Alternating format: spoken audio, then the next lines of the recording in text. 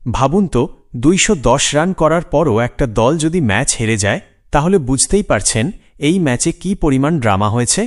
IPL 2026-এর এমন উলটপালট খুব কমই দেখা যায়, যেখানে একদিকে ব্যাটিংয়ে দাপট দেখিয়েও হার আর অন্যদিকে চেজ করতে নেমে পুরো ম্যাচ একতরফা করে দেয় প্রতিপক্ষ। পাঞ্জাব কিংসের এই জয় শুধু একটা ম্যাচ জয় নয়, এটা পুরো পয়েন্ট টেবলকেই নাড়িয়ে দিয়েছে। চেন্নাই সুপার কিংস এখন একেবারে তলানিতে আর পাঞ্জাব উঠে গেছে 1 নম্বরে মাত্র 2 ম্যাচেই। তাহলে প্রশ্ন হচ্ছে, কোথায় ভুল করল চেন্নাই? কিভাবে এত বড় টার্গেট এত সহজে চেজ হয়ে গেল? আর জয়ের পর কোন কোন দল লাভে আর কারা পড়ল বড় সমস্যায়?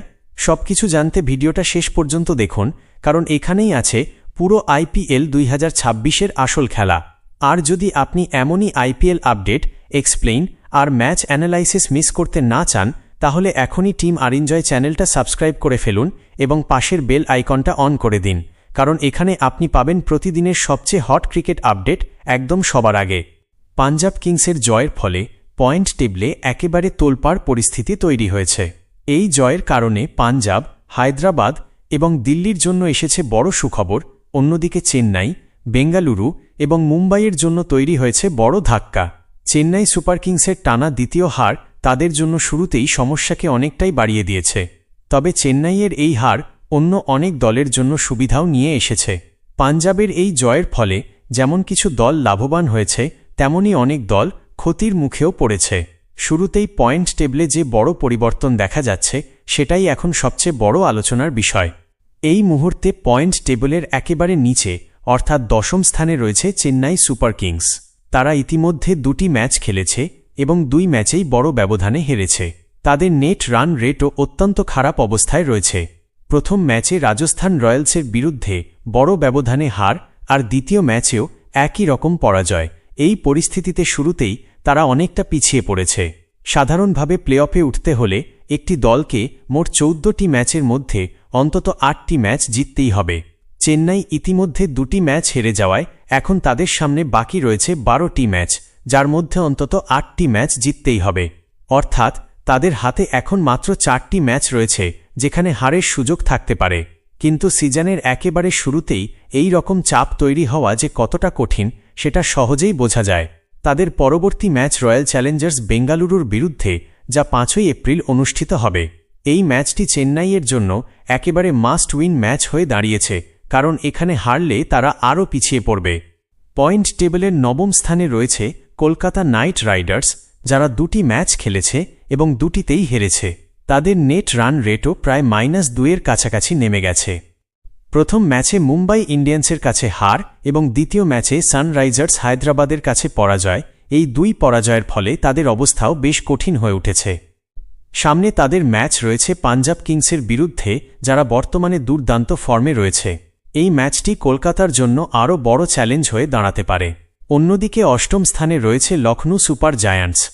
ঋষভ পন্থের এই দলটি এখন পর্যন্ত প্রত্যাশা মতো শুরু করতে পারেনি। তারা একটি ম্যাচ খেলেছে এবং সেটিতে বড় ব্যবধানে হেরেছে, যার ফলে তাদের নেট রান রেটেও বড় প্রভাব পড়েছে। তাদের পরবর্তী ম্যাচ সানরাইজার্স হায়দ্রাবাদের বিরুদ্ধে, যারা ইতিমধ্যে একটি ম্যাচ জিতে আত্মবিশ্বাসী অবস্থায় রয়েছে। এই ম্যাচটি লখনউয়ের জন্য অত্যন্ত গুরুত্বপূর্ণ, কারণ তারা আরেকটি হার মেনে নিতে চাইবে না। 7ম স্থানে রয়েছে গুজরাট টাইটান্স, যারা এখন পর্যন্ত একটি ম্যাচ খেলেছে এবং সেটিতে হেরেছে, যার ফলে তাদের নেট রান রেটও নেগেটিভে রয়েছে। পাঞ্জাব কিংসের কাছে হারার পর তাদের সামনে আরও কঠিন চ্যালেঞ্জ অপেক্ষা করছে, কারণ তাদের পরবর্তী ম্যাচ রাজস্থান রয়্যালসের বিরুদ্ধে, যারা বর্তমানে দুর্দান্ত ফর্মে রয়েছে। 6ষ্ঠ স্থানে রয়েছে সানরাইজার্স হায়দ্রাবাদ। তারা 2টি ম্যাচ খেলেছে, যার মধ্যে একটি জয় এবং একটি হার রয়েছে। প্রথম ম্যাচে রয়্যাল চ্যালেঞ্জার্স বেঙ্গালুরুর কাছে হারলেও দ্বিতীয় ম্যাচে কলকাতা নাইট রাইডার্সকে হারিয়ে তারা ঘুরে দাঁড়িয়েছে। তাদের পরবর্তী ম্যাচ লখনউ সুপার জায়ান্টসের বিরুদ্ধে, যা ডাবল হেডারের দিনে অনুষ্ঠিত হবে। পয়েন্টস টেবিলে 5ম স্থানে পাঞ্জাব কিংসের নাম থাকলেও বর্তমানে পরিস্থিতি বদলে সেই স্থানটি এখন মুম্বাই ইন্ডিয়ান্স দখল করে নিয়েছে এবং এই পরিবর্তনের ফলে পয়েন্টস টেবিলে একটি নতুন সমীকরণ তৈরি হওয়ার পাশাপাশি দলগুলোর অবস্থানেও বড়সড় প্রভাব পড়েছে। এই ম্যাচের আগে দলটি পয়েন্টস টেবিলের 4র্থ স্থানে ছিল, কিন্তু এই হারের ফলে তারা কিছুটা পিছিয়ে গেছে। তারা এখন পর্যন্ত একটি ম্যাচ খেলেছে এবং সেই ম্যাচে জয় পেয়েছে। 2 পয়েন্ট থাকলেও তুলনামূলক ভালো নেট রান রেটের কারণে এখন তারা পয়েন্টস টেবিলের পঞ্চম স্থানে নেমে এসেছে। তাদের পরবর্তী ম্যাচ আজই ডাবল হেডারের দ্বিতীয় ম্যাচ হিসেবে দিল্লি ক্যাপিটালসের বিরুদ্ধে অনুষ্ঠিত হবে। আর সেই দিল্লি ক্যাপিটালস এই মুহূর্তে পয়েন্টস টেবিলের চতুর্থ স্থানে রয়েছে। দিল্লিও একটি ম্যাচ খেলেছে এবং সেই ম্যাচে জয় পেয়েছে। তাদের কাছেও 2 পয়েন্ট রয়েছে এবং তাদের নেট রান রেটও যথেষ্ট ভালো, যা সত্যিই প্রশংসার যোগ্য। পয়েন্টস টেবিলের তৃতীয় স্থানে রয়েছে রয়্যাল চ্যালেঞ্জার্স বেঙ্গালুরু। তারা আগে দ্বিতীয় স্থানে ছিল, কিন্তু এখন এক ধাপ নিচে নেমে এসেছে। যদিও এর পেছনে বড় কোনো কারণ নেই, কারণ তারা এখন পর্যন্ত মাত্র একটি ম্যাচ খেলেছে এবং সেই ম্যাচেই জয় পেয়েছে। তাদের নেট রান রেট +2.907, যা সত্যিই অসাধারণ। তাদের পরবর্তী ম্যাচ চেন্নাই সুপার কিংসের বিরুদ্ধে, যা খুবই গুরুত্বপূর্ণ হতে চলেছে। দ্বিতীয় স্থানে রয়েছে রাজস্থান রয়্যালস। তারা একটি ম্যাচ খেলেছে এবং সেই ম্যাচে জয় পেয়েছে। 2 পয়েন্ট থাকার পাশাপাশি তাদের নেট রান রেটও দুর্দান্ত। তাদের পরবর্তী ম্যাচ গুজরাট টাইটান্সের বিরুদ্ধে, যা আজকের ডাবল হেডারের একটি গুরুত্বপূর্ণ ম্যাচ হতে চলেছে। পয়েন্টস টেবিলের শীর্ষে উঠে এসেছে পাঞ্জাব কিংস। তারা তাদের 2টি ম্যাচই জিতেছে এবং 4 পয়েন্ট নিয়ে এখন 1 নম্বরে রয়েছে। তাদের নেট রান রেটও খুবই ভালো, যা তাদের আরও শক্তিশালী অবস্থানে রেখেছে। তাদের পরবর্তী ম্যাচ 6 এপ্রিল কলকাতা নাইট রাইডার্সের বিরুদ্ধে, যা নিঃসন্দেহে একটি উত্তেজনাপূর্ণ লড়াই হতে চলেছে। এবার আসা যাক ম্যাচের আসল গল্পে। চেন্নাই সুপার কিংস 210 রানের বড় টার্গেট দেওয়ার পরও কিভাবে ম্যাচ হারল, সেটাই বড় প্রশ্ন। প্রথমে ব্যাট করতে নেমে চেন্নাইয়ের শুরুটা খুব একটা ভালো হয়নি। সঞ্জু স্যামসন খুব দ্রুত আউট হয়ে যান। এরপর ঋতুরাজ গায়কোয়াড় কিছুটা লড়াই করলেও বড় ইনিংস খেলতে পারেননি। কিন্তু আয়ুষ মাত্রে দুর্দান্ত ব্যাটিং করেন। তিনি 43 বলে 73 রান করেন, যেখানে ছিল একাধিক ছক্কা ও 4, এবং তার স্ট্রাইক রেট ছিল প্রায় 170। এরপর শিভম দুবে শেষের দিকে দারুণ ফিনিশিং দেন, 27 বলে 45 রান করে। তবে সবচেয়ে গুরুত্বপূর্ণ ইনিংসটি খেলেন সারফরাজ খান, যিনি মাত্র 12 বলে 32 রান করে দলের স্কোরকে অনেকটা বাড়িয়ে দেন।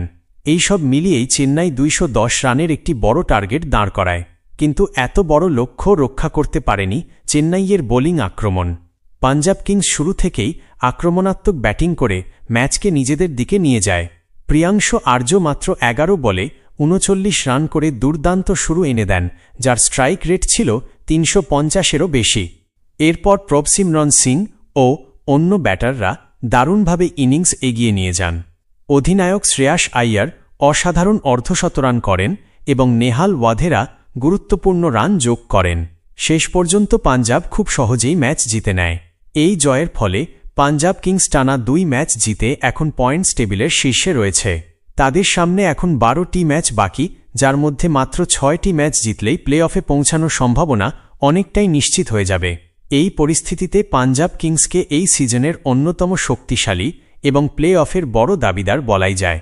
শেষ করার আগে ছোট্ট একটা রিকোয়েস্ট, যদি ভিডিওটা আপনার ভালো লেগে থাকে তাহলে অবশ্যই একটা লাইক দিন। আর এখনও যদি টিম অ্যারেঞ্জয় চ্যানেলটা সাবস্ক্রাইব না করে থাকেন তাহলে এখনই সাবস্ক্রাইব করে নিন এবং পাশের বেল আইকনটা অন করে দিন, কারণ এখানে আপনি প্রতিদিন পাবেন আইপিএলের সবচেয়ে এক্সাইটিং আপডেট, অ্যানালাইসিস আর লেটেস্ট খবর সবার আগে।